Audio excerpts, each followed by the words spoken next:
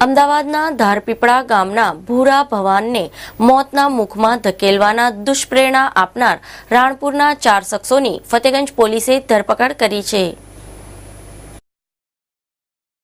અમદાવાદના રાણપુર તાલુકાના ધારપીપળા ગામે રહેતા ભૂરા ભવાનસિંહને મોતના મુખમાં ધકેલવાની દુષ્પ્રેરણા આપનાર રાણપુર ગામના 4 શખ્સો જેમાં વિઠ્ઠલભાઈ, પૂજા ફતાભાઈ, નથુ નાનજીભાઈ તથા જાદવ રવાલાલભાઈની ફતેગંજ પોલીસે ધરપકડ કરી છે। મરનાર ભૂરા ભવાનના જણાવ્યા અનુસાર આ શખ્સોએ તેના ઘરમાં હુમલો કરી ઘરની તોડફોડ કરી જાનથી મારી નાખવાની ધમકી આપી હતી।